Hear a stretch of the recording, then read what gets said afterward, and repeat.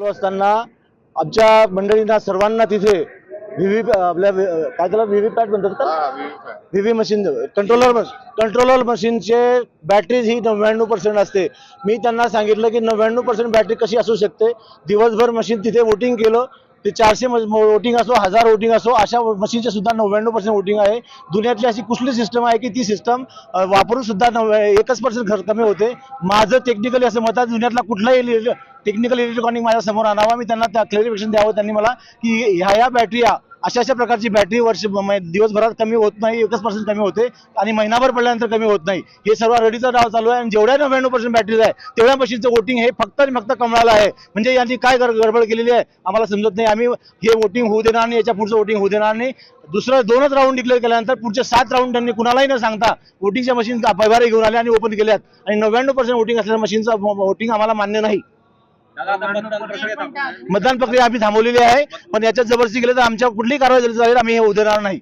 आणि 99% कशी असू शकते, मी त्यांना तेही सांगलं त्यांच्या इंजिनियरला. त्यांचा इंजिनियर म्हणतो असं असू शकते, म्हणजे तुम्हाला फक्त टेक्निकली बोल. मी टेक्निकली त्याच्यामध्ये पक्का आहे पूर्ण इलेक्ट्रिकमध्ये. त्याने दुनियातला कुठलाही मेकॅनिक, कुठलाही टेक्निकल माणूस आणावा आणि त्यांना सांगावं की ही अशा प्रकारची बॅटरी आहे जी 1% फक्त 1% वरती तुमची महिनाभर चालते, 1% वरती तुमची दिवसभर चालते आणि 1% काम कमी होते. अशी कुठलीही बॅटरी दाखवावी मला त्यांनी. ईव्हीएम ते आपली कंट्रोलर पॅडचा कंट्रोलर पॅड काय मागणी केलेली आहे? आम्ही सांगितलं की आम्हाला 99% बॅटरीवाला मशीन चालणार नाही.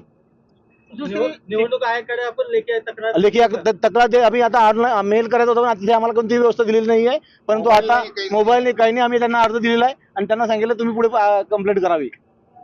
आणि हा रडीचा डाव चुकीचा आहे, असं कसं होऊ शकते. प्रत्येकाने, माझ्या म्हणणं आहे, जगात भारतातल्या सर्व जनतेने विचार करावा की अशी कुठली सिस्टम आहे की त्यामध्ये फक्त 1% बॅटरी कमी होते. तुम्ही रावेरचं थांबवलंय की जळगाव? रावेरचं थांबवलं आम्ही. रावेरमध्ये जळगाव तिकडे जाऊ शकत नाही. देश विदेशातील प्रत्येक घडामोडींचे लाईव्ह अपडेट मिळवण्यासाठी आता साम टीव्हीच्या सर्व सोशल मीडिया प्लॅटफॉर्मला लाईक, फॉलो आणि सबस्क्राईब करा. तसंच सर्व नोटिफिकेशनसाठी बेल आयकॉन प्रेस करायला विसरू नका.